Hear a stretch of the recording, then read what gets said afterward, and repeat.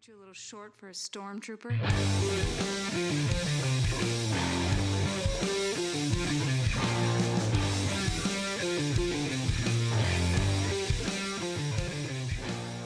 What's up, nerds? Welcome to another episode of the Multiverse Report. Tonight, we are recapping the week's nerdy news from Gotham City to Coruscant and everywhere in between. My name is Mike Gibson. With me, as always, is Steve Haller. What's up, Steve? I have friends everywhere, Mike. I have friends everywhere. Great shirt. You're sporting a new Andor. Oh, yeah, you actually can't see it on the T-shirt. stream. Never mind. A fellow, well, they're a Star Wars pod, but Thank the Maker put out some merch that is absolutely killer. I'm not here to plug somebody else's show, but go check them out and go check out their merch based on, dare I say, current events, and they're overlapping with some of our favorite media. So You should definitely dare to say that because it's true. but yeah, other than that, I'm doing great, Mike. I am doing absolutely great. We got good weather. We got good, weekends. We had the first non-wet weekend in, I think, 7 months. Since November. Yeah. According to, Wild. Yeah. Wild.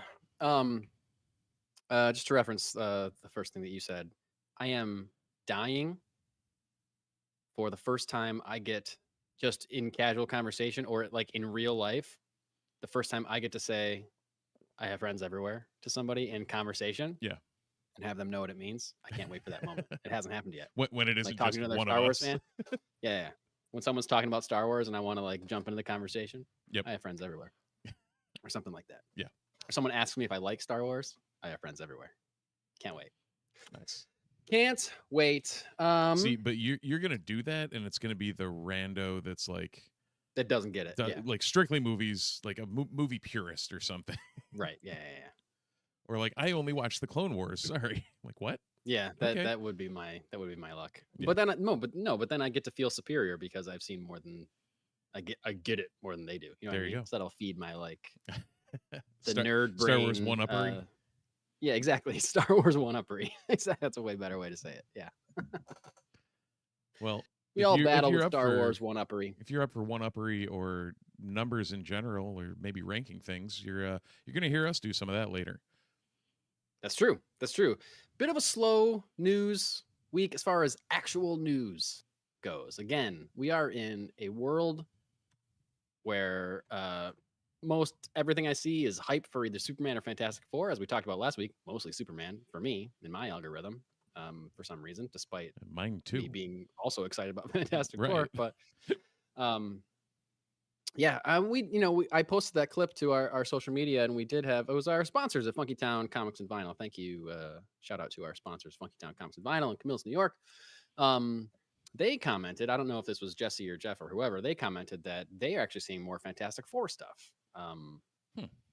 But I don't know, that continues to not be the case for me. And for someone that was in New York City just yesterday morning and previous weekend, I saw a lot of Superman stuff. And you I have saw a like photo proof of seeing a ton Photo of proof. Superman stuff. again, check out our Instagram. I posted a couple nerdy pictures from my trip to New York City. One of which is just it looks like just a corner of a building with Superman posters on it, but that corner went the entire length of the building with other character posters. Basically, an entire building in the middle of Times Square wrapped with Superman character posters. Not one poster or billboard or anything for Fantastic Four did I see in Times Square. I don't know, kind of a shock. Pay up that money, Disney. You should be doing it. Also, I got to say, in speaking about our general hype for Superman, I recently got a shirt with the new Superman logo on it. Yep. And I wore that for one day when we were walking around Manhattan, and I got a ton of people commented on it and said, Really? "Hey, cool shirt! Oh, awesome! Like, oh, great shirt!" Like, just like random people, like waiters in restaurants or just people on the street. I walked past at one point. I was walking past a guy who just turned and went, "Superman!" that hasn't happened to me since I was like 10 wearing a Superman t-shirt. You know what I mean? Like that was an adult man singing that to an adult man. I was like, wow. And I just got this feeling. I don't think I would have gotten that reaction if it wasn't the new logo. I think it was specific to the excitement for the new image of the new Superman movie. Like I think if I was wearing like I have a couple other Superman shirts, if I was wearing Right. just the regular old logo, I don't know that I would have gotten that reaction. I So it was highly really doubt cool. it. Like now that you say that, Yeah. I highly doubt it. Yeah. Huh. So it was really cool. Well, that's cool. And fun to be like, yeah, New York is also pumped for Superman. And yes, I got to go to Midtown Comics while I was there, the Times Square location, not the Midtown or Central location that I've only been to maybe once, but that other one was like Yeah. the Times Square one was like my shop when I lived and worked down there. So Right. it's fun to go back there. Of course, it was kind of the thing where like when you're not in a comic book store, you're thinking of all the things that you would buy if you were in a comic book store, and then you walk into one and you forget everything that you should look for. That's basically what it 100%. was. I was like, I didn't have a ton of time, and I could not think of one thing to specifically look for, so it was just kind of like walking around and Right. you know And like when revisiting and you, seeing. I was kind of actually the same way when I went to Mile High out in Denver, Yeah, and it was that's right. like I walked in and I'm like, huh, what Yeah, what do I do here? they sure do have a lot of stuff, Right. but I want to look at all of it. Right. But And about 3/4 of the way through, me like stammering through rows and just looking at random things and kind of just looking really awkward walking around a comic shop when I've spent a yeah, good chunk of my life in a comic shop. right, Um, yeah, it dawned on me that, oh, okay, maybe they have, because I saw like I think it was a trade of the Remender X Force that I oh love yeah, there, and I was like, oh, I'll ask them if they have a X Force #1, because I didn't want to walk out of Mile High Comics without buying a comic. sure, yeah. And they actually had one, and it was on half price sale. I was like, Oh, okay, sold. sold. I'll do that, and then Awesome. find a way to get it back from Colorado in Yeah, good yeah. working order. Nice. So, oh, I do also have Awesome. an unboxing for us. Oh, you do? I do. Oh, okay. When would So you I don't like know. to do the I don't know when unboxing? we want to fit that in. Okay. Well, let's at least get through these first two actual news stories that you Yeah, accumulated. that sounds good. Because as we started this whole chunk of conversation, saying that there's not actually a ton of news. There's a lot of rumors. I don't want to talk about, and some of the rumors that I read today were like, these are barely rumors. These don't even really count as rumors. Or they're just rumors about things that aren't going to happen for 3 years. So like, okay, great. Who cares? Yep. But a couple pieces of news. Well, I guess in summarizing everything we say, we should say that Superman comes out next week, which is crazy. And then Fantastic Four comes out in 3 weeks. Very excited for both those movies. We're so close to Superman, so close to Fantastic Four. My son apparently was watching something on YouTube and saw a trailer for Fantastic Four and says it looks good and he wants to see it. Oh, And I thought, you know what? Out of all the MCU movies you could have picked, you could probably watch this one without having to do any homework. right. Because from what we know, it takes place in an alternate timeline or alternate universe and is in the 60s or whatever. So Right. he doesn't have to know what happened in Avengers Endgame to see Fantastic Four, most likely. Right. Most likely. Well, and that's kind of perfect too. I mean, I guess that's something I never thought about with the Fantastic Four in general. Compared to a lot of Marvel properties, they're Marvel's first family. Like, it is a relatively kid-friendly. They're usually fighting like outsized crazy things and cosmic entities and whatever. Like, it's not like Thunderbolts where you would not want to take your child to. But it seems like it could fit, and especially maybe Mike, maybe that's why we're not seeing the major marketing for it. But I know they're then not you'd pitching think, it to kids, but like they're spreading then it a you'd think little thinner. but we're dads though. You think It's we true. would be seeing it if we had kids? I don't know. We're parents. Well, I don't know. we're trying to solve the problem. We did not solve the problem. Yeah, exactly. I can't, and we can't speculate. No. Because like I said last week, like everyone's algorithm is different. So just because you and I are getting more Superman and a lot of people are, doesn't mean that everybody is. So I don't know. I don't know. But what I am getting a lot of is hype for not Superman, but one of Superman's closest friends, Mr. Bruce Wayne, and his return in a little movie called The Batman Part 2, which we have heard many rumors about. A lot of hype for it because they announced it pretty soon after The Batman released in theaters. Yeah. And then subsequently went into a long string of nothing happening. Just nothing connected to nothing, connected to nothing. A whole like string or chain of nothing happening. Yeah. He's working on the script. Matt Reeves and Mattson Tomlin are working on the script, and that happened for a very long time. And for a while, we heard it was supposed to be due a Memorial Day weekend, and then that didn't happen. And then we heard all these things about Matt Reeves going through something very personal, health related, maybe for him or someone in his family. All this shit. Right. And even just last week, James Gunn himself gave an interview where he said, people have to lay off Matt Reeves' nuts. He's going to write the script, and the time it takes him to write the script, that's just how it is. And you only want him to finish the script because you liked the movie he wrote the first time. And he's the one that wrote that movie. So you got to let him write this movie if you want to like this movie, basically. Good point, James. And then less than a week later, it was reported that Matt Reeves and Mattson Tomlin have turned in the completed script for the sequel to 2022's The Batman, script for Batman, The Batman Part 2. They posted a blurred photo of themselves and the script on social media. The only unblurred portion of the photo was a big bat symbol. Clear as day on the cover of the script. You could not read any of the other lyrics, although we know the title so far is still The Batman Part 2. And not that the title page of a script is going to say anything other than screenplay by Matt Reeves and Mattson Tomlin or whatever, but they still blurred it out. And you can see the two of them sitting on a couch in the background. So the script is in, and, we've heard rumors about, the villain's going to be, we've heard everything from Clayface and Mr. Freeze to like Hush, or people think the Joker because he was teasing the first one, stuff like that. We've heard so much stuff.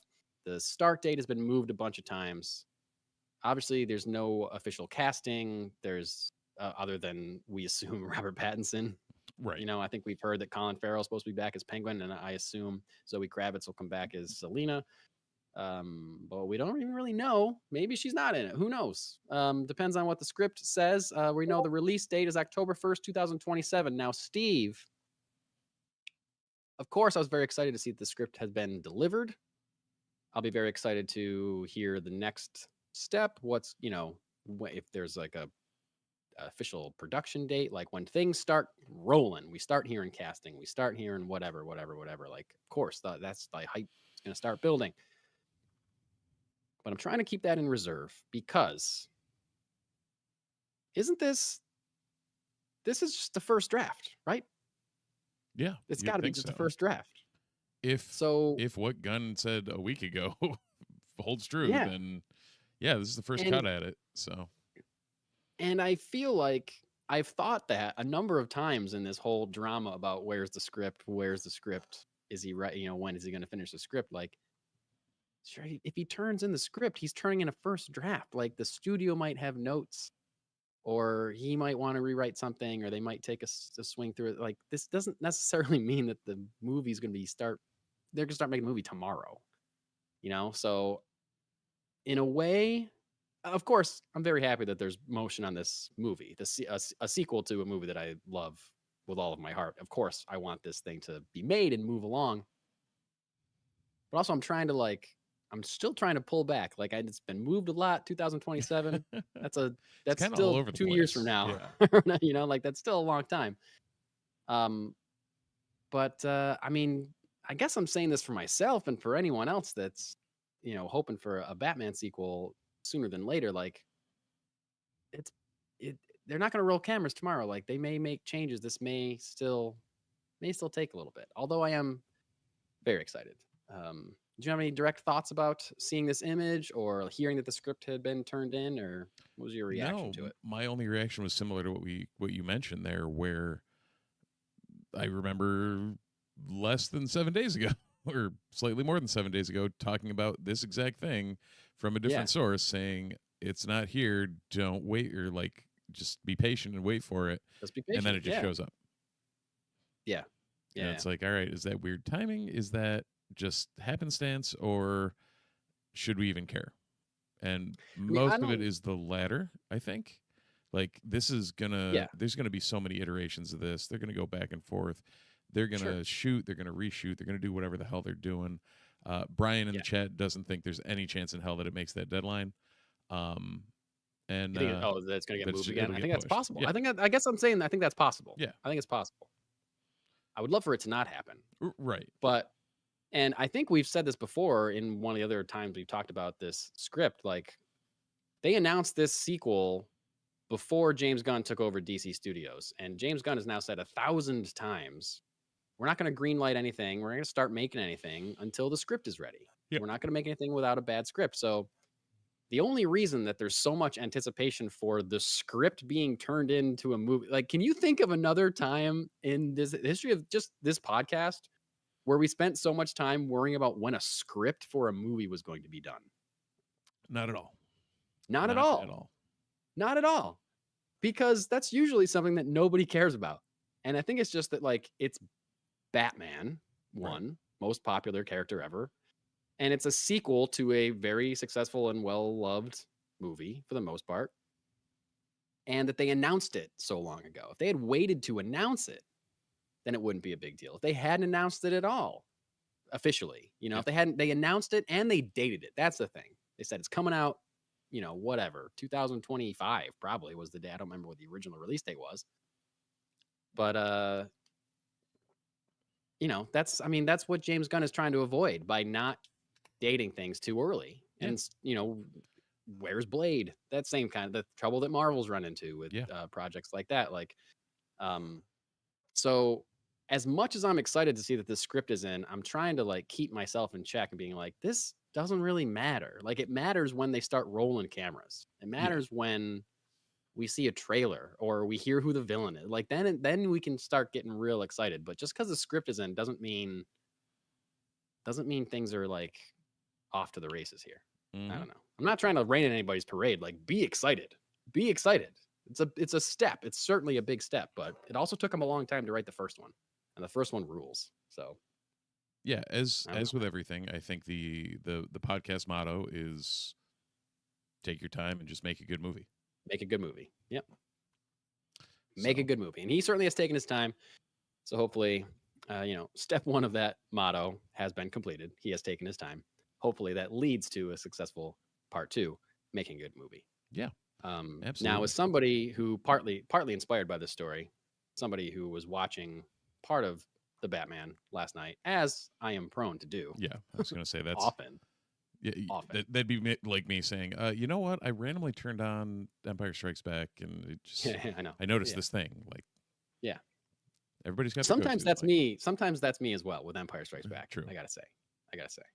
I have been holding back on my Star Wars rewatches for a specific reason that we have to pull the trigger on. You know what I'm talking about. Yeah, I do. Yeah, we do. There's been we'll talk about it later. I gotta send a text. Okay. Anyway. Hey, Richard's in the chat. We made. Hey Richard, what up? And Brian, hey, what up, by the way. I'm not changing my my stance completely, but I think it would be really cool to see Robert Pattinson interact with David Cornsweet Superman. Like I think that would I think be it good. would. I think they would I think be it would be really good. a solid dynamic, but And if Gunn is really committed to like keeping individual character movies like their own tone and their own feel, that's all I need, man. That's all I need. Like I need a solid Batman part 2, and then sure, he can go fight something crazy with Superman or whatever, and then come back to for the the Batman streets. part 3, which is exactly like the first two and doesn't mention anything about him going with Superman to Oh, you know, mean exactly Apocalypse. how we talked about wanting them to do with the Spider-Man movies? Yes. Yeah. Yeah. Yeah. I have not. No. Yeah. No, like Civil War, Yeah. cool. Go and do stuff with the Avengers. Oh, Yeah. Doomsday, But cool. then Oh, you're going to come Battle back World? and That's awesome. But come back because, but come the back and stop a chameleon's bank robbing a robbery. bank Yeah. somewhere. Yeah. Yep. Oh, by the way, Marvel, I feel like in the Avengers get a lot of flack for like too many things happening in New York City. It's like, oh, there's Spider-Man, there's Daredevil, there's Fantastic Four. Like everyone's based in New York City. I was on top of the World Trade Center the other day, Yeah. looking at Manhattan. New York City, fucking huge. There's Could a use ton a of couple of people. superheroes. It's huge. Yeah. One Spider-Man Yeah. is going to protect all of New York City? No. No. You need at least 2 Spider-Man, and you got 2 at least. Right. But you need multiple. Plus, you need the Fantastic Four, plus Daredevil and Luke Cage and whoever else. Yeah. You know what I mean? Like, I mean, I had that you've exact thought played when I the was looking Spider-Man down game. on Manhattan. You've played the Yeah, Spider-Man game. exactly. That's a Yeah. scaled down version of Manhattan, and it still takes you forever to get anywhere. Right. And I'm pretty sure the speed at which you swing in that game is not lifelike necessarily. Like it would Yeah. take somebody a very long time to swing from Harlem down to Battery Park. Mhm. Like that would take a really long time. But if you had a Johnny Storm or the Fantastic Car, then yeah, someone could get down there a lot quicker. Like, hey, it's fine. Let them all be in New York. New York's a big place. Right. It's fine. Let them spread out too, but like, it's okay. Anyway, that's my nerdy revelation as I'm looking down.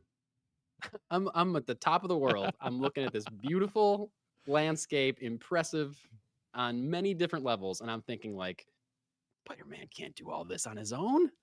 He needs help. Like, who the hell am I? I'm the Oh, that's nerdiest guy amazing. alive. My first thought. So that's that. Batman script is in. It's pretty much the only superhero news we have. Mm-hmm. Crazy, really. And this is just a big deal. And it's only the second time we've talked about this franchise on this podcast. And the first was not very long ago. And it was a similar thing where we're like, we just have to talk about this because it's a big deal. Yeah. In the movie. And it is a fandom. It's just not necessarily lumped in with things like the stuff we talk about, like superheroes Right. and Star Wars and Lord of the Rings or whatever. It doesn't necessarily fit into that I don't know. Yeah, I know what you mean. World universe of Genre? nerdy fandoms, but there's some information, some big information, some big announcement on the future of the James Bond franchise this week. And when we talked about it a month or two ago, it was because the people that had owned the franchise and directed the franchise for so long were stepping away and giving Amazon and MGM full control of the future of the Bond franchise. And the biggest question was who's going to be the next director, because they wanted a director first and everything's going to flow from then. Who the screenwriter, casting, all that's going to be. It's going to be a director-driven film. Obviously, top of a lot of people's lists, Christopher Nolan, who has been vocal about wanting to make a James Bond movie in the past. Oh, I didn't know that. Yes, he would love, and I think he would make a killer James Bond movie. He would make a killer anything, I think, or not anything, but a lot of things. He'd be very good at. James Bond is one of them. I mean, in the same vein, who we ended up with is in that same boat of whatever he makes is gonna be good. Now, I heard on an industry from some podcast I was listening to this week that this news was a shock to many sources, even within Amazon, MGM. It was it was a very tight circle of people that knew that this announcement was coming. And that announcement is that the next James Bond film will be directed by Denis Villeneuve. Wow. You may know that name if you don't know that name. If you don't know that name, you do know that name. You do know you just that don't name. know This is the man that's directed Dune and Dune Part 2, Arrival, Sicario, and Blade Runner 2049, just to name a few. This is a man. I have not seen every movie that he has made, but all the movies that I have seen that he has made have been incredible. Mm-hmm. And I haven't seen Sicario, and Sicario is supposed to be like a masterpiece of tension, or like Prisoners. Like I'm dying to see those two movies. This is a guy whose filmography I need to sit down and revisit. But the Dunes are incredible. Blade Runner 2049 is a masterpiece. Arrival is a masterpiece. Steve, you ever seen Arrival? I have. Yeah. Boy, Mm-hmm. boy. Huge recommendation for Arrival. Wait. And now he's going to do the I've next seen James Bond movie. Arrival was Amy Adams, right? Amy Adams and Jeremy Renner. Renner. Yes. Yep. Yeah. Okay. Aliens. Yeah. Communicating with aliens. Yeah. So good. So good. So with this announcement came a quote from Denis Villeneuve saying, quote, "Some of my earliest movie-going memories are connected to 007. I grew up watching James Bond films with my father ever since Dr. No with Sean Connery. I'm a die-hard Bond fan. To me, he's sacred territory. I intend to honor the tradition and open the path for many new missions to come. This is a massive responsibility, but also incredibly exciting for me and a huge honor." So obviously, he's very excited about this. And of course, there's no release date, there's no script, there's no casting. And most of that is going to be a while because Villeneuve was going to be busy making Dune Messiah, a third Dune movie, for probably the next couple years. And if I had to guess, I would say that we're not going to see this Bond movie until the earliest would be like probably late 2027, but most likely 2028. That's my estimate of when we will see this James Bond movie. So Did you catch in your reading? I just noticed he had previously been offered to direct No Time to Die, I did not know that. but he was working on Dune. Oh, wow. Yeah. So they came back around and he couldn't say no this time. Yep. I remember hearing that the thing that Christopher Nolan wanted to do was he wanted to do it as a period piece in the 60s and bring him back to like classic kind of James Bond. Okay. Like a that'd modern, be a Nolan like enough twist, because Nolan can't make a normal movie. There has to be Exactly. something going on. Yeah, exactly. And I believe at the time, this was before the Amazon stuff, but I think when he said that at the time, that was the sticking point with the Broccoli family or the studios, that they didn't want to do a period piece. I think that would be awesome. I would think that was, because clearly James Bond is a character with insane continuity or zero continuity, depending on where you. I'm pretty sure there was almost a little zero, bit of both. I haven't seen every James Bond movie, so someone can correct me if I'm wrong, but it seems like there was almost no continuity for most of the movies. And the first time they started intertwining stuff was with the Daniel Craig movies when they rebooted it with Casino Royale. I think there might have been, I don't know whether it was the Daltons or the Connerys. There were like a couple that kind of tied together. Some crossovers, I guess. And it might have been ancillary type stuff, because the whole point was like every one of those was a mission that M was sending him on. And exactly. And I guess there was some interweaving with like the Blofeld villain character and stuff, and like Spectre as a shady, enemy agency or whatever. So I guess there's not no continuity, but like thin continuity, to say the least. And Richard, So I don't know if there was any words. I don't know if there were any words. I don't know if there was any discussion on whether or not he signed a multi-picture deal. There's no mention of that in the article that I read, so I don't think so. I think they would have probably led with that if it was like he's going to do however many. But also, I feel like most Bond movies, they kind of jump around from directors. Am I wrong about that? I don't know on that. I don't think there's been too many guys that have done more than one Bond movie. I could be wrong. But and also I feel like Denis Villeneuve is a guy that doesn't necessarily want to be tied down to, especially coming off of 3 Dune movies. I feel like he's probably be like, yeah, I'll do a Bond movie, but I don't know if I want to do the next 3 Bond movies because I want to do something else. He's a creative guy. He's got a seemingly ambitious and visual mind for filmmaking. So, by the way, I also wouldn't Albert Broccoli and, well, at least the photo I'm seeing of him, and John Goodman, like John Goodman in Righteous Gemstones, are spitting images of each other. Oh, interesting. So no, I don't believe there's a word on doing multiple films. But in this quote, he does say, "I intend to honor the tradition and open the path for many new missions to come." So I'm not sure what he means by that, but just like, you know, I mean, I haven't seen No Time to Die, the last Daniel Craig movie, but I know the spoiler. Do you know the spoiler of that movie? That there was a time to die. Yeah, Yeah. apparently. So I get that. I'm assuming he kind of has carte blanche to like start something from scratch. Right. And if that's what he means by like opening the door for like new missions, or is that a reference to the rumor that Amazon wants to like start some Marvel like interconnected universe of Bond, but like The I don't 00 know if that's universe. gonna work. No. Yeah, it's I don't not. know.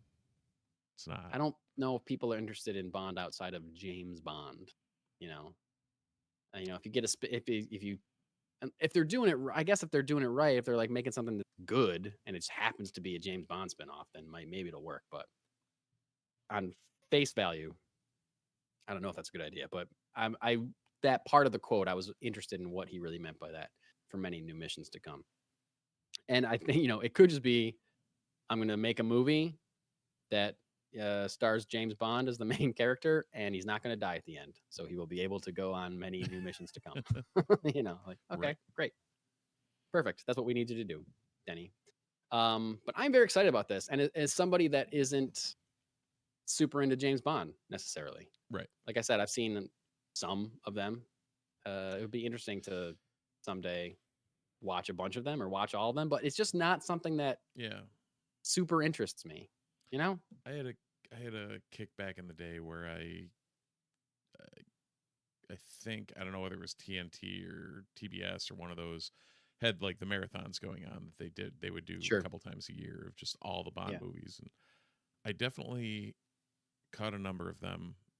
I definitely stopped watching a number of them that were really, really bad, because Right. there's some not good Bond movies. There's some not good ones. And I've Um, seen some of the not good ones. And maybe that's why that, like I saw a couple of the later Pierce Brosnan ones. I don't think I've ever seen Goldeneye, which is supposed to be good, but Yeah, I I was didn't gonna see say, that one. But was it because I heard Goldeneye was good, I went to see like the next two right? Pierce Brosnan ones, and they were not very good. Tomorrow Never Dies. That's the other one. The two, Yeah. because the two of them kind of, that's like a The World Is duology, Not right? Enough, I think, is the other one. Yeah. Yeah. Die Another Day. Yeah. Oh, no. he did 4? Yeah, he There's did 4 4. Brosnan ones? 4, seen and Die Craig Another did Day? 5. That was the one with I haven't Halle even- Berry. Oh, then I have seen Yeah. that one. Maybe I saw all 3 of them. I haven't even seen all the Daniel Craig ones, so I should at least rewatch all of those. That'd be a way to do it. To do it by like actor, like do it in chunks, like do the Roger Moores, do the Sean Connerys, Yep. go from there. So maybe. Richard mentions that they're not aging well. That the older movies. Yeah. Yeah, I can't imagine. I can't imagine. Yeah. Well, I have seen. maybe we should do that as a random like. Let's We go should, rewatch maybe. a Bond movie. Yeah, maybe we should. Not a bad idea. Not a bad idea. Speaking of movies, speaking of movies that hold up very well, this was very cool. The New York Times this week put out their list of the top 100 movies of the 21st century. Yep. So we're like a quarter of the way in to the 21st century. They decided let's do the top 100 movies, and honestly, pretty good list. I gotta say. Yeah. There was only like a couple on there that I was like, I don't think that should be on there. There was a lot on there obviously, where I was like, I have no idea what that movie is, but sure, there's a lot that I hadn't seen, but I was actually surprised at the amount that I had seen, especially in like the top 20 or 30. I was like, wow, I know a lot of these movies. Yep. And therefore, I thought it was a pretty outstanding list for the most part. it wasn't. It wasn't the overly like Hollywooded list. I think you know what I'm trying to go with that, but I don't know how to describe it. Do. I 100% understand what you're saying. It wasn't like overly pretentious. Like a lot of times when these like corporate lists come out, it turns into an Oscar circle jerk, basically. Exactly. Yeah. Perfect. Yeah. Perfect. Or like sometimes when like Rolling Stone puts out their like top 100 albums ever Yeah. made or whatever, you can tell they're like, you are chasing clicks by putting this album in your top 10 from the last 5 years or something. Like you're trying to get people mad. You know. This did not reek of this. And I gotta say, one of my favorite movies of all time in my top 5 or 10 movies, David Lynch's Mulholland Drive came in at number 2. So I was very happy about that. I believe that to be a masterpiece. So with the lack of regular actual news, Steve and I thought we would take a page from the New York Times, metaphorically, and do our own top 5 rankings, but not of just the 100 movies of the 21st century, specifically, nerdy genre comic Right, because that's what we do. movies, because that's what we talk about.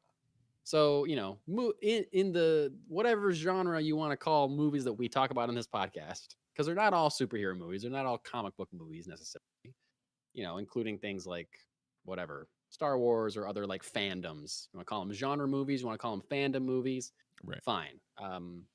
Sometimes I just call them, nerdy movies sometimes, even though it's not really what they are. Right. And for the record, the highest ranking movie that would probably fall into the adjacent category would be Mad Max Fury Road at number 11. Yeah. Number 11. I did not expect that. 100. Yeah. Out of 100 was Mad Max Fury Road. I love that movie. Yeah. I didn't love it the first time I saw it. I've seen it again recently, and I thought it was outstanding. So that was the exact same thing that happened to me. Lisa was very excited, bought it for me on Blu-ray, was like, here, watch this. Like, I had been talking like, hey, I need to see this. This was years ago, and she bought it, and I put it in. I'm happy as a clam, and I watched it, and I'm like, I don't know what I thought about that. Yeah. I saw it in the theater, and I was like, that was pretty good. Yeah. And then everyone in the world was like, "This is the greatest movie ever made." And I was like, "What?" And I think I rewatched it like last year or the year before, and I was like, I get it now. Well, I went to see Furiosa, and I loved Furiosa. Oh, okay. And then I was like, okay, now I want to watch Mad Max Fury Road again, and I watched it with my wife, who had never seen it. She didn't really like it, right? But I loved it. I was like, "Oh, this is amazing! This is great! I'm totally in." So yeah, shock, but still. I mean, fine, New York Times, put it up there. But I know that's a very beloved film. Yeah. But Inglourious a little high. Bastards at I don't 14? think I'd put it on my list. What's that? Inglourious Bastards at 14? I have recently rewatched Inglourious Bastards, and I think that's his best. That's Tarantino's best movie. I would agree on that. I just don't know 14 or where. Like, I always have trouble ranking. It's like with sports, like athletes from different eras. It's kind of the same thing of like genre to genre. Weirdly, within a genre, I have no problem ranking eras to eras. But I agree. Between genres, like, I don't know. It's tough. Yeah. It's hard for me to like, because if we're ranking whatever Star Wars movies, or if we're ranking, whether it's movies within a franchise or movies made, Quentin Tarantino movies or movies made by like one director or something like that's easier for me to do. Yep. Gives me a framework. But if you're asking me to rank, like I just said, one of my favorite movies of all time, Mulholland Drive. Yeah. If you're asking me, is Mulholland Drive better than Raiders of the Lost Ark, one of my other favorite movies of all time? Right. Those are two wildly different movies. Like, I don't know. I don't know how to answer that question because I believe they're both perfect films. Yeah. So I don't know. Some things also feel like some things are not meant to be ranked or compared. You know what I mean? Like we're in a culture that loves to rank and compare and debate and argue over like this is better or whatever. But like sometimes art is just art, and you can like Raiders of the Lost Ark, you can like Mulholland Drive, and you can like both. Like I do, but it doesn't mean that one is better than the other. But trying to ask how Mad Max Fury Road compares to Grand Budapest Hotel, is like exactly. My brain can't process, like, actively cannot process how to compare those two movies. Like cinematography, completely different, tone, theme, everything. Like there's no they did space lasers better than the other guy did space lasers. Right. Yeah. Exactly. Or like. Trying to think of other movies that are on that list, but like Arrival, I think is on that list. Number It's 29. Comparing Arrival to like Parasite or something, which is number Right. 1. And I think Parasite is an incredible movie and deserves to be Right. that's a deserved position. But like even like comparing Parasite to like Everything Everywhere All at Once, which is on that list, like those are radically different movies. Right. Compare Parasite to Wall-E. Exactly. Like, Perfect. There you go. Or Wall-E's number Arrival to 34. like Right. anything. Yeah. Dark Knight Yeah. is number 28. Wall-E is 34. Departed is 31. Like, Right. compare and contrast those movies. Actually, compare that seems Wall-E like and the The Departed. worst. It's like, what? It's impossible. It's impossible. Now we They're need to both see a great. live-action Wall-E and the cartoon version of The Animated. Departed. Pixar's The Departed. That would be great. With everybody with do a that. horrible Boston accent. Yeah. You a cop? God. Oh man. Okay. So here we are. So anyway, we made it. Steve and I have our top 5 genre films. Well, if I Top know 5 both of us, we nerdy have genre more films. than just 5. Yeah, I also wrote down some honorable mentions, which I think we should do at the end in case one of our honorable mentions are on one of our lists. Yep. So we should go. Do you want to go 5 to 1? 5 to 1. The usual format where highest on a list we talk about. If one of us has it, one of us has it, we don't talk about it. Okay, yeah. But otherwise, we just talk about it right then. Yeah. Okay. I should also mention we came up with this idea a half hour before we recorded. Yeah. So if we're wildly off and completely miss something, let us know. Let us know, because this was specifically for me. I will say that I just kind of went with the first 5 that came to my head that I thought deserved it.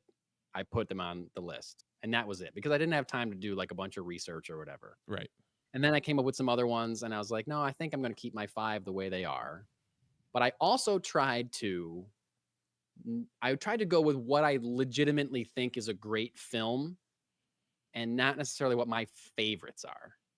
Like, The Batman is not on this list for me, despite it being like one of my favorite superhero movies. Or like The Suicide Squad is a movie that I absolutely love, but it's not on this list because I believe I'm trying to separate my favorite from what I think is legitimately best. Does that make sense?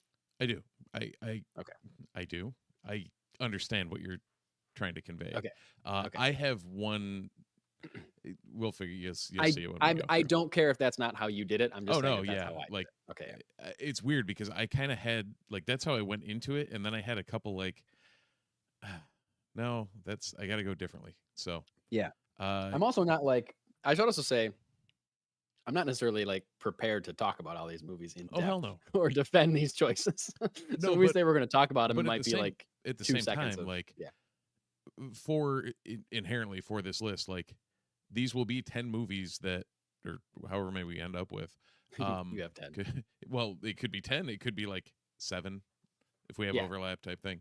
Like they'll all be movies that all of us and most of not all of our listeners have seen and will be able to talk about on a dime.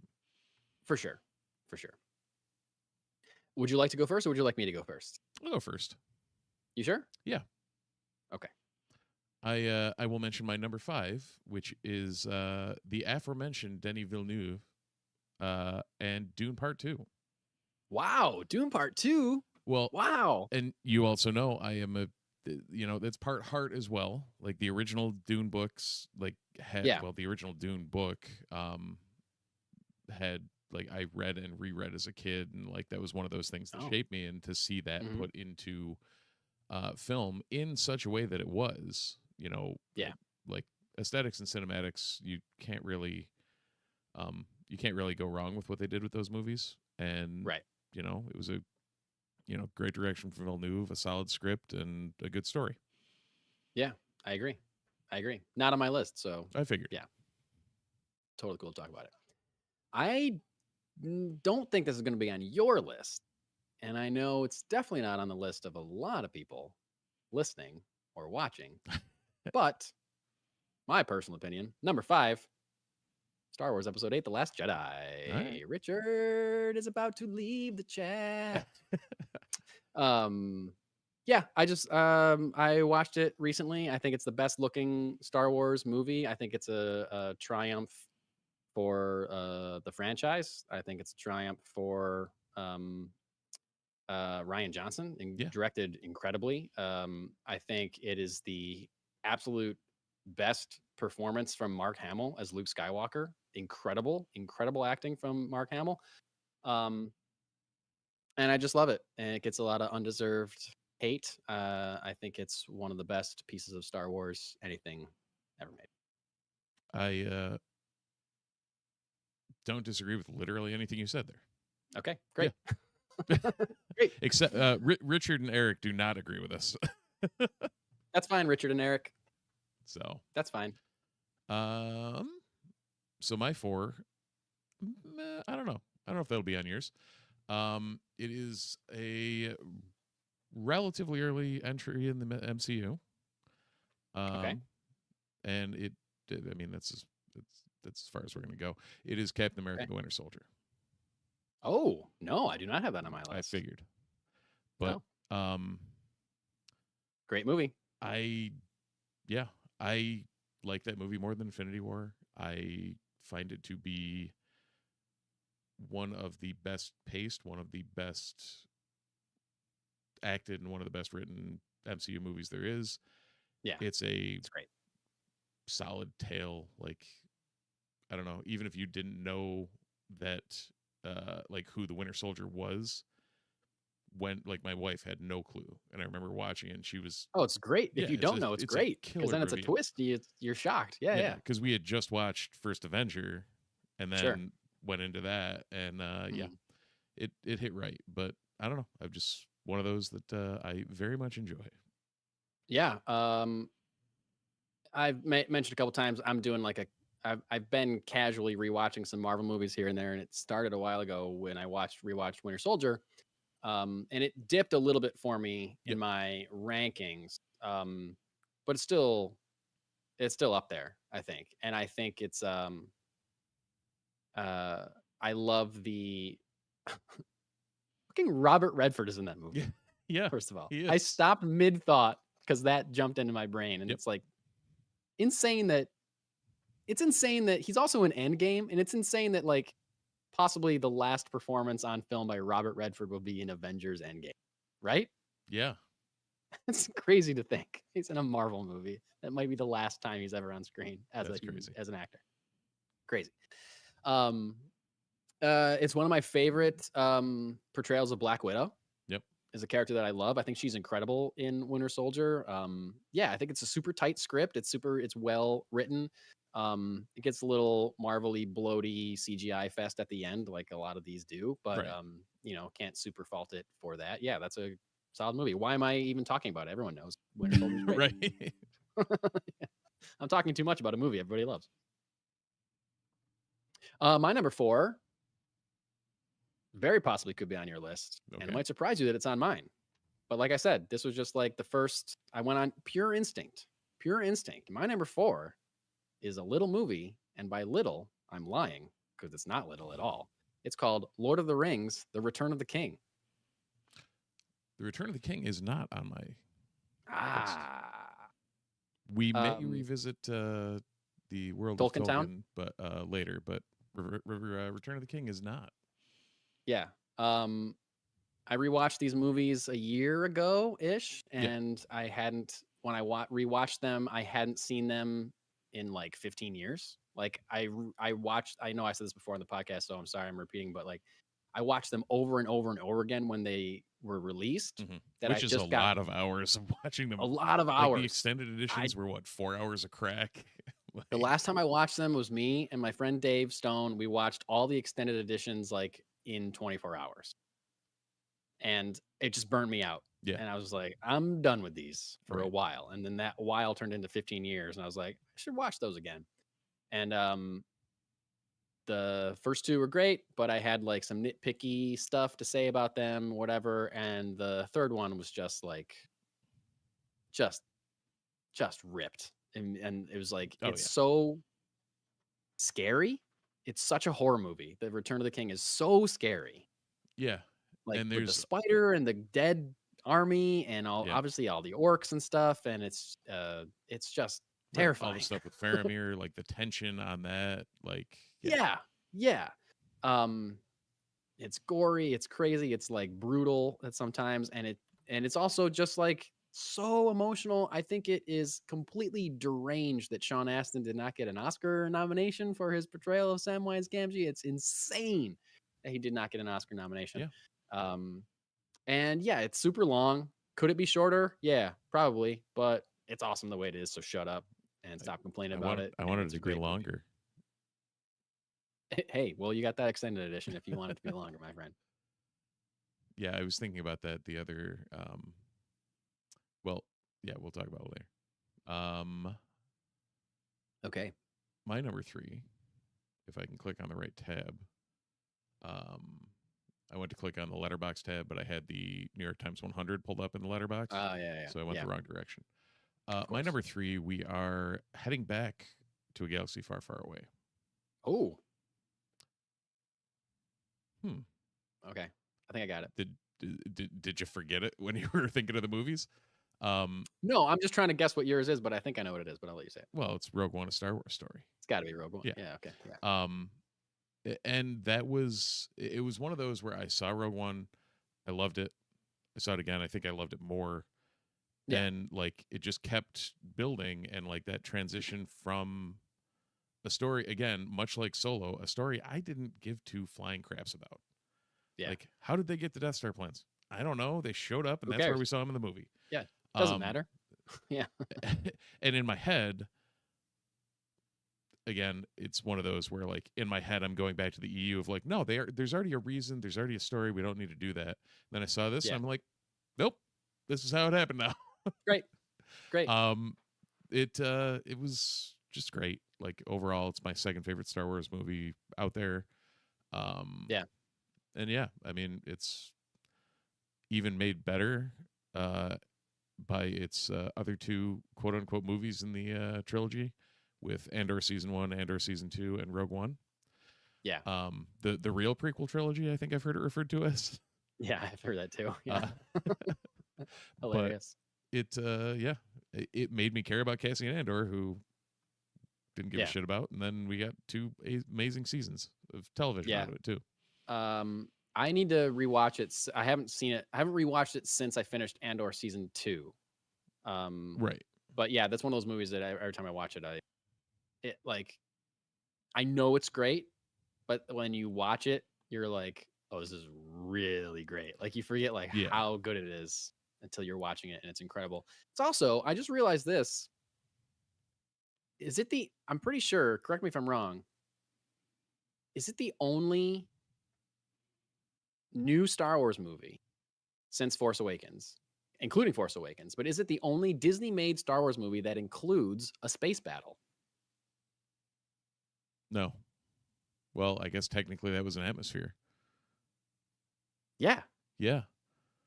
Because I wouldn't consider them getting fired on a battle, and every other one has kind of been a limping. You know, it was the couple of bombers, or like there was no actual large scale space battle. Guess. Oh, guys, you could say that the beginning of opening, Last Jedi is a space battle. I think that definitely counts because X-wings are flying. Okay, so never mind. But still, it's crazy that it's also crazy that it took us long enough that we had to go down through all the movies to think about it, because there's only one other one that we can think of. It's really crazy that there isn't one in Force Awakens, but it's great because you get that cool in atmosphere one where you're seeing it from the ground, which I think is excellent, and first time we've ever seen that. But it's crazy that they're making the first Star Wars movie in however many years, and they don't include a space battle, right? In the stars. It's crazy, but you'd think. But I don't know, expectations, whatever. Rogue One, Star Wars story, great movie. My number 3 is a movie called Marvel's The Avengers. Okay. All right. And it's hard to, when you're saying superhero movies of the 21st century, what? I'm not going to include anything from the MCU? Right. Are you kidding me?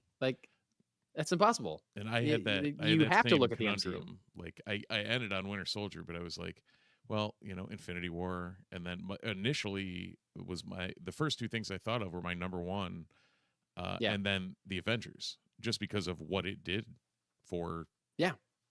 what they could do. Yeah.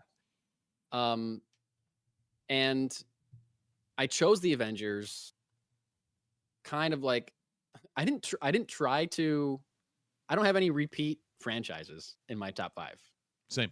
which was not intentional. But I did strictly on not including your number 5 or number 4. Okay, yeah. So I would have gone 1-5 with those, but I get what you're I saying. held Yeah. myself off. I chose the Avengers. Like you could say Iron Man, or because that like started the whole thing. But the Avengers is like a proof of concept. Yeah. Movie for what happened, for the MCU. And the Avengers is so important because it solidified that a cinematic universe is possible, and proved wrong a lot of doubters, and set the template for what the MCU would become. Right. For better or worse. And for better, for worse. And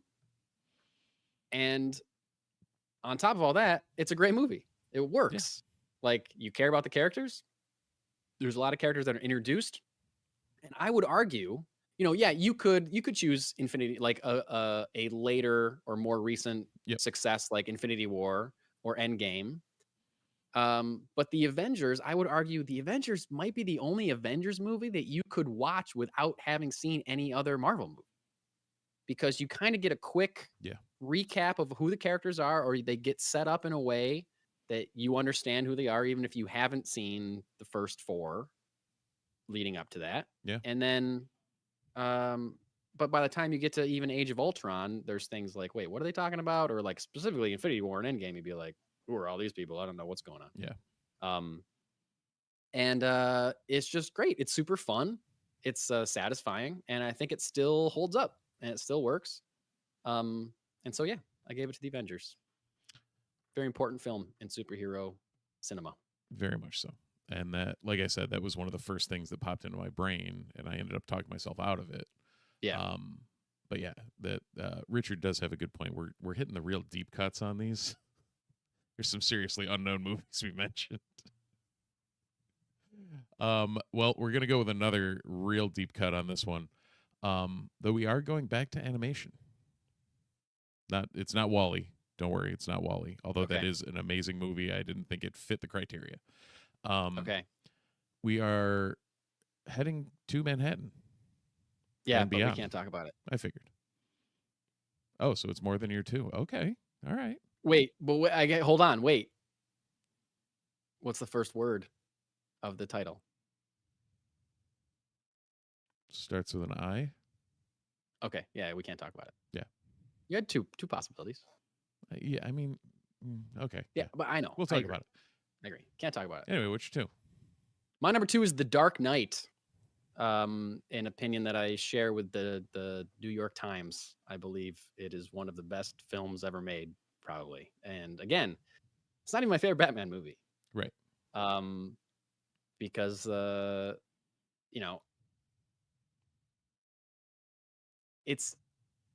it's not necessarily even the version of, I mean, it's clearly, because it's not my favorite Batman movie. It's not the version of Batman that I prefer. But in general, the film was incredible. Yep. The way it's shot is incredible. It does so much in 2.5 hours or whatever. It is the argument of you shouldn't have more than one villain in a movie. It's too much. Oh, okay. Well, we're going to have the Joker. We're going to have Scarecrow in it for a little bit. We're going to have all these mobsters or whatever. We're also going to have Two-Face. And we're going to have Lau, the Vietnamese guy, that's so much. Like it's so close to being too much. And it's handled and threaded so deftly. And not only that, but it is a tragedy. Yeah.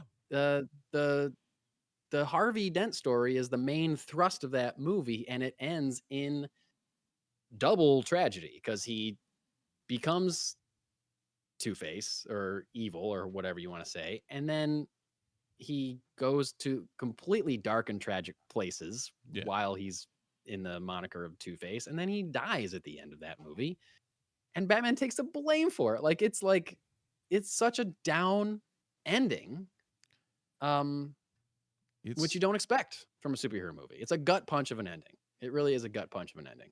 it's one of the few times a trilogy has been able to pull off an Empire Strikes Back since Empire Yeah. Strikes Back, where like Yes. that second movie just leaves you. I don't know what to feel at the end of this. Yeah. And it's the Nolan style. It's very realistic. Yep. Reliance on technology, making it it's the first Batman movie where Batman is in a costume where he can turn his head, which is a big Convenient. deal. Yeah.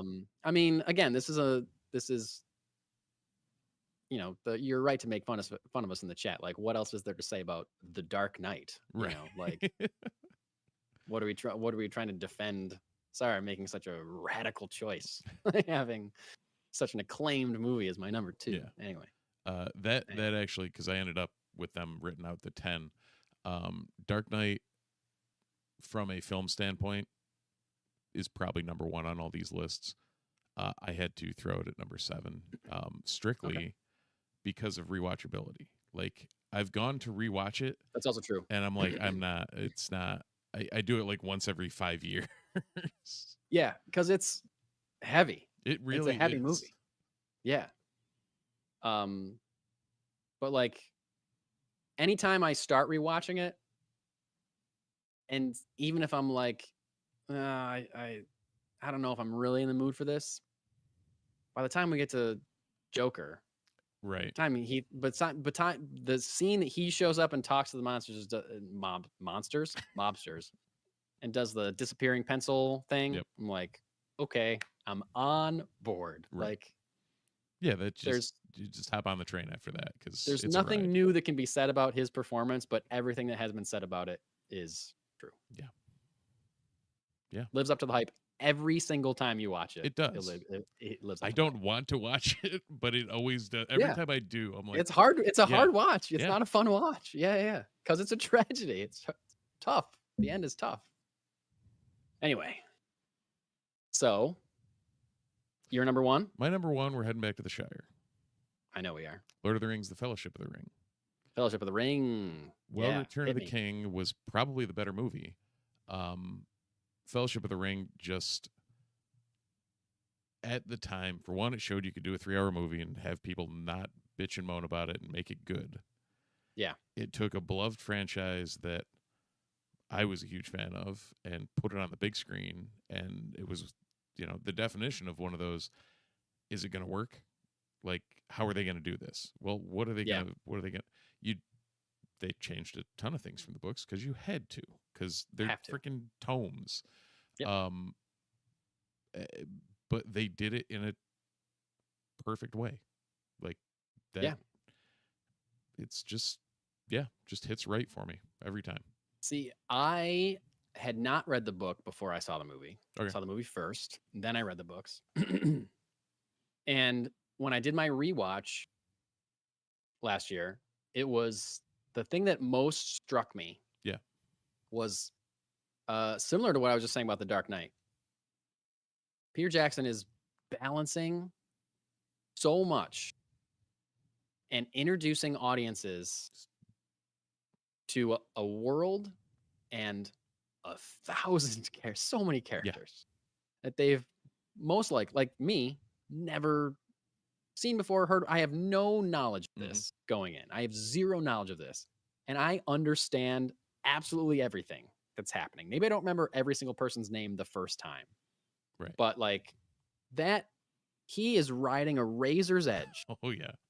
Of overdosing the audience with too much information, confusing them, losing them, and delivering an absolutely like tension-filled, action-packed movie and he makes room for both those things just so expertly Yeah. and barely. That was like my biggest takeaway was from that movie, rewatching it again, was how easily it could have been too bloated Yeah. and alienated audiences, or left out too much and alienated fans and not been fully representative of the book. And his ability to thread those things together, incredible. Yeah, and there Incredible. was, I mean, there was definitely, outcry back in the day when they came out and they weren't, the same as the books. And Sure. oh, there's no Tom Bombadil. Where's in Tom it. Well, Bombadil? yeah, it's always Tom Bombadil, damn it. It's always Tom But Bombadil. like that first, when they're leaving the Shire and they dive off of the hill behind Farmer Maggot's field and like roll down, land on the road, and Frodo tells them to get down.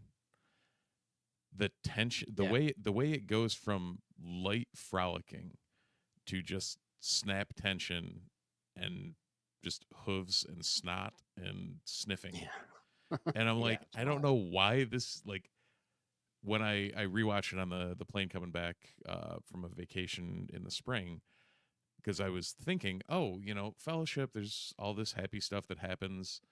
Like, they're off on the journey. Like, maybe that's something in due time my son can watch. Yeah.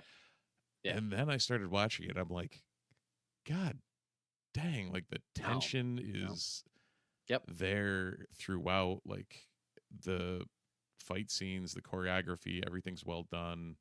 Like it's just, like you said, threaded that needle perfectly. We're going to talk about another pretty much perfect movie. Yeah, my number one and your number two is Spider-Man Into the Spider-Verse. Yeah, and it was my number one immediately. The only one on my list that could have rivaled it was Dark Knight, I think, was the only one that could have taken it out.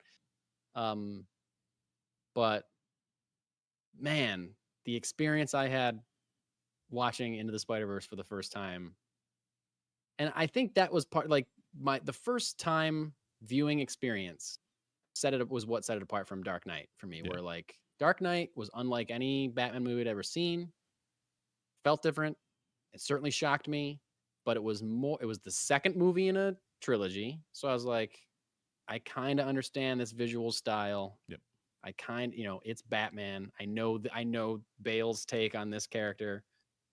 So whatever. Spider-Verse was like, I don't know what I'm about to see. I don't know what it's going to be like. And it was just mind-blowing sequence after mind-blowing sequence after, I can't believe they're doing this. I can't believe this is working. I can't believe I can't believe my eyes. I cannot believe my eyes for 2 hours. I can still remember leaving that movie, or maybe halfway through that movie, or whenever the hell it was, but in my brain thinking, this is the first time I've seen a comic book movie feel like a comic book. Yeah. I mean, that's the whole thing, is like the exaggeration, but still keeping it grounded. But like you can see all sides of it and you can see everything that's happening. They're actually conveying, a random something that would equate to the same emotion as like a, beyond the panel splash page, or some big shot of something. Yeah, man. Yeah. Into the Spider-Verse. The absolute thrill that rocketed through my body with the line, my friends call me Liv, my enemies call me Dr. Octopus, was like, I just can't. Unrivaled by most other movie watching experiences at that time. I just knocked me out completely. So the chat is making fun of us for going pretty mainstream here, but are we missing anything? Any suggestions from the chat as far as top 5 nerdy fandom movies? Richard looks like he's putting a word in for Ang Lee's Hulk. Is that true, Richard, or are you making a joke? Okay. He was making a joke, but like that movie does exist. That is one of the few movies I've ever actively walked out of. You walked out of it. I think Yeah. you've told me that before. It was partly because my sister actively wanted to get the hell out of there because the movie made no sense and was doing what it was doing. I have recently heard somebody on a podcast defending that movie. Yeah. In a way that made me want to rewatch it.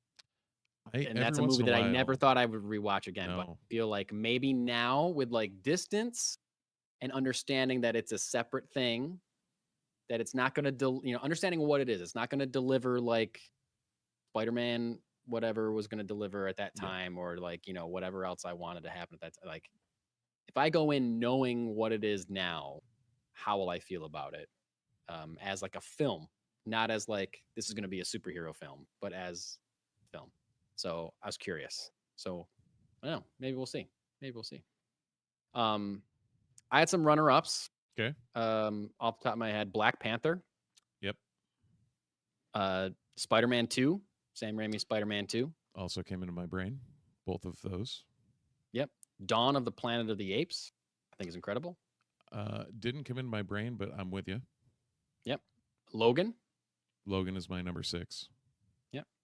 And this is the one that's kind of like just because I love it, but I also think it's incredibly made. Guardians of the Galaxy Volume 3. I was going to tell you to wait, and I was just going to say Guardians of the Guardians Volume 3 because that was the same with me. I was just like, I have to at least give this a fair shake in thinking about it for a top 5. Yeah. The other ancillary one for me that's not particularly our normal course of action, but I know we've referred to it on the podcast. The Green Knight. 2021's The Green Knight. I mean, yes, we have referred to it on the podcast, and I think that is an incredible piece of cinema. Yeah. I did not think of it as being part of the stuff we talk about, but we've talked about it, so I guess I'm wrong. I was like, oh, that's no, I don't, whatever, I'll bring it up. Yeah, that movie's incredible. Movie's incredible. Man. Actually, who's got my Blu-ray? Somebody's got my Blu-ray of that. I got to figure this out now. I need to buy a Blu-ray. Cool. Well, that took forever. It did. But we're only thanks an hour for, and 10 in though, so we're still on target. All right. Would you have a comic to review? I do not. I do. All right. Hit me. And it's one I know you're interested in. Okay. So, Martian Manhunter. Mike asked me to review Absolute Martian Manhunter number 4. Okay. So, have you read any of these? I have not read number 4. Okay. So, 1 through 3, you also thought was a pretty solid entry. Oh, yeah. And very out there. Definitively not what you would think of when you're thinking about Martian Manhunter in any way, shape, or form. Correct. Basically, the Martian inhabiting this guy's smoke, dreams, brain, something. In his brain, yeah, but not an actual... One, not an actual Martian. Right. And 2, not in a physical well body of any kind, necessarily. Read number 4, and you'll be more confused. Okay. The art is absolutely wonderful through this run. Man, Javier Rodriguez, killing. Outstanding. I'm sure I've seen him before, but like when he first registered for me was Zatanna Bring Down the House. Yeah. Yep. And then he's rocketing to the top of my favorite artists list. He's incredible. Yeah. Incredible. And it's, the same stylistically, it's the same as what we've been seeing through the first 3. Yep. Very, very colorful, very abstract use of color, abstract use of lettering too, which was kind of intriguing. Like how they portray very interesting. The Martian versus John is like crazy. Some cool twists in it. If you're enjoying Absolute Martian Manhunter, absolutely pick it up. If you haven't read Absolute Martian Manhunter, I would say go back to number 1 and grab it, or put it on pre-order when it comes out in trade, because it's worth a read. Yeah. All right. Oh, you don't have to sell me.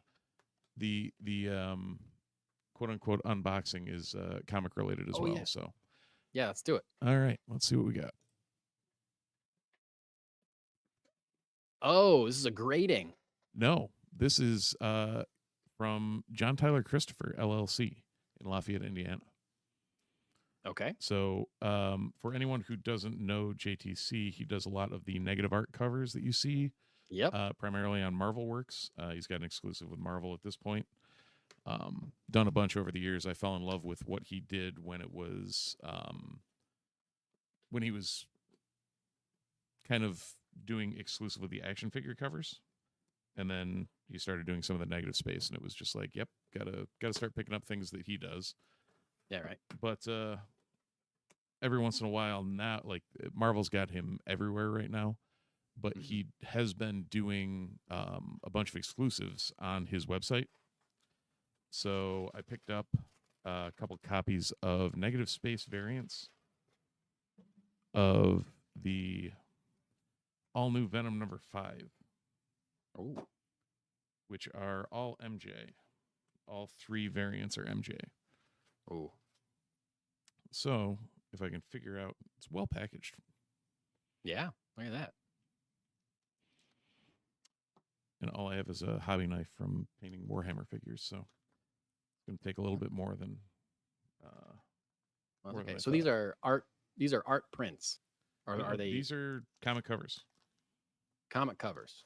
Yeah, so he usually does it for his exclusives. He will guarantee you a 9.8, or you obviously pay more for it. But Of course. in this case, he did. These were originally I believe, Comic-Con exclusive, or it might have been C2E2. Oh yeah, it's got to be C2E2 because he's Indiana and he doesn't fly. Okay. I know, random. Yep. So. Oh, I remember seeing MJ that. is Venom. Yep. Classic Mary Jane. Yeah, so cool. And then in the spider suit. Spidey swimsuit. That's awesome. So, yeah. No, he sold these as a set, and it was like, all right, probably worth grabbing, worth taking a look at, but Definitely worth grabbing. Nice job. Nice absolutely. job. Mary J. Watson, I gotta say, probably my number 1 comic book crush. Yeah. Like if I really Sounds had to, had to narrow it down, probably Mary Jane Watson with a bullet. This week in your local comic book store, you may find. I failed miserably for the record. Richard said you Please. couldn't see on the stream because I forgot that I was doing it right over here. Oh yeah, I could see it. Well, yeah. What happens is there you go. the camera keeps. Yeah, the camera follows you. So, Richard, that's there you go. Oh, it's trying to pull the torso of the picture of MJ. Yeah. Yeah, it's gonna follow. Oh no, we lost it.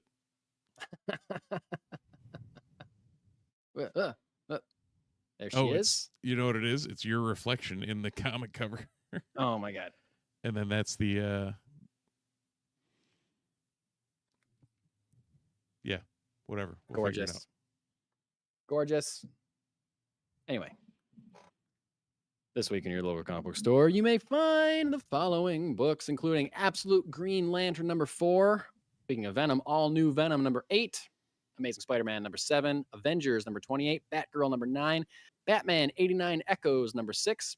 Bring On the Bad Guys, Green Goblin number 1. Captain America number 1. Daredevil 23. Ghostbusters Dead Man's Chest number 2. Godzilla continuing his rampage against superheroes of all kinds. Godzilla versus Thor number 1. Gotham City Sirens Unfit for Orbit number 1. Helverine number 8. Immortal Thor number 25. Justice Society of America number 8. Justice League versus Godzilla versus Kong 2 number 2. Never Wars number 1. Secret 6 number 5. Star Wars Jedi Knights number 5. Teen Titans Go number 5. Ultimate Wolverine 7. Wolverines and Deadpools 1. X-Men 19. X-Men Hellfire Vigil number 1. Not a huge week for comics, but some cool stuff in there. I will be. I'm interested in what the Bring On the Bad Guys Green Goblin number 1 is. Is that like Marvel's version of One Bad Day or something? Like it might be. If it is, then I would want to pick that up because those One Bad Days were killer. Yeah, they were. for sure. Batman 89 Echoes, that started like over a year ago. I got the first issue of that, and I don't know if there's just been delays or whatever, but like I thought that was done, or I assumed it was done because I just hadn't heard it in so long. But I guess it's finally back on track, maybe wrapping up. Also, I love Gotham City Sirens. I'd be interested to see what that is. I'm not really sure. Yeah. Unfit for Orbit sounds like a space adventure though, which doesn't really fit in with Harley and Catwoman and Poison Ivy Yeah. for me. But I mean, it depends who on how knows? crazy they make it. Half Yeah. the stuff that happens in the Poison Ivy cartoon doesn't really fit much. Like, Yeah, yeah. Well, Poison Ivy cartoon, that'd be more likely sorry, for them to Harley go Quinn. to space. Oh yeah, Harley Quinn. Yeah, that'd be more likely for them to go to space because that shit's crazy. But That's what I'm actually, saying. they did go to space. I think. Oh, it's Oh. what you are saying. Okay, they did go to space in one season. Well, there you go. Landed some Luther asteroid place. I just started watching the new season of Harley Quinn, which is very funny so far. We're not super far in, but there's a great joke in the first episode where Harley and Poison Ivy are in Metropolis now. And long story short, she convinces Superman that he needs to take a vacation. And so he's like, "You're right. I will take a vacation. And I'll take that cool reporter, Clark Kent, with me." And just flies away. Like he's laying down a. Yeah. Yeah. It's just silly. It made me laugh very hard. Anyway, you still pulling Batgirl? I missed a couple. I'll probably go back to that in trade. Yeah. Cool. It's fun while it lasted. Yep. You and your Batgirl run. R.I.P. I mean, it Steve's was love for good. Batgirl. Yeah, I know. I believe it. You pull anything else on this? Ultimate Ultimate Wolverine, Wolverine and Jedi Knights. Because that Nice. Jedi Knights, this is the last of it. It was a 5-issue mini. Oh, cool. I didn't realize that. That was an ongoing. Okay. Well, maybe it is, and I have more issues to look forward to. That'd be nice. You're probably right. I'm probably wrong. Cool. We actually have a one shot for you wonderful people tonight. Ooh. Just a quick little story. And this is pretty interesting. Something I may take advantage of. Maybe not all of them. But it's been announced that Sam Raimi's Spider-Man trilogy is coming back to theaters this fall. Sony Pictures and Fathom Events are releasing all 3 films in the Sam Raimi Spider-Man trilogy. 2 weekends, 1 weekend in September, 1 weekend in October. Spider-Man from 2002, Friday, September 26th, and Friday, October 3rd. Then Spider-Man 2, and it should be specified that this Spider-Man 2 is actually something called Spider-Man 2.1, an extended cut version. Saturday, September 27th, and Saturday, October 4th. And Spider-Man 3 will be Sunday, September 28th, and Sunday, October 5th. So these are 2 weekends. You can go, September 26th, 27th, 28th, or October 3rd, October 4th, October 5th. See all 3 movies one day after another, or you can just go to your favorite ones. My favorite of this trilogy, and I think most people would say Spider-Man 2 is the best of this trilogy. Yeah. I agree. But I got to say, I think the last time I watched it, I watched the extended cut, and I was like, it's too long. It's slowing. You're slowing it down, man. You just got to keep, like, it was like a thing where, like, I could tell, I was like, I know why they cut what they cut. Like, the theatrical version is a better paced film than this. So I feel like if it was the regular cut, I'd probably go see it. But if it's the extended cut, I'm a little less interested, I gotta say. I mean, it's only been, 20 years? So. Yeah. Worthy of a re-release. I guess that's it. Yeah. That's all I got. Anything else you need to talk about? Want to talk about? No. Right. You know what, though? If you guys want to keep talking to us, you can do it on the socials. Feel free to check us out at the Multiverse Report on mostly Blue Sky and Instagram. Beyond that, I guess if you really want to send us some long form something, you can try the Multiverse Report at gmail.com. You sure can. Try it. You can try it. I don't know if I'm actively signed into it. I don't know if we've ever gotten an email on that account. Who sends emails? Right. Just to a podcast. A lot of spam. I can tell you a lot of spam. That's for sure. Also, I can help your Kickstarter book if you talk to all the people that email us. Oh yeah, I bet. Yeah, Yeah. it's fun. Yeah, no, I'd say like, subscribe, check us out on YouTube, the Multiverse Report. Yeah. I know there's at least a couple of you watching, and that's And we probably appreciate it. you. We do. Thanks for stopping by. Yeah, check us out on socials. I posted 2 things this week. You did. Actually, I did it. I did it. Good for me. But yeah, other than that, that's it. So, did you watch Ironheart? I did. Did you? I have not. Okay, Oh, so we can't okay. talk about it, but I was just curious. Uh, Thoughts? Non-spoiler Real cliff quick? notes. Decent. Like, had its own feel. Had its own. It wasn't Yeah. over Marvelified. Okay, great. Coogler definitely had, the Coogler ability some to influence. run. Yeah. Yeah. That has been the best thing since Black Panther was a success, was to have them maybe realize slightly that they can let creatives do creative things. It'd be nice if they did that more often. It would be. Yeah. We Well, cool. wasted I Chloe can't wait to Zhao. watch it. I'm planning on watching it this week, so Nice. getting caught up. We can maybe talk about it next week. Sounds good. But for now, as the 2 suns set over the burnt corpses of Owen and Baru Lars, we say thanks for watching, thanks for listening, and we'll see you in the multiverse.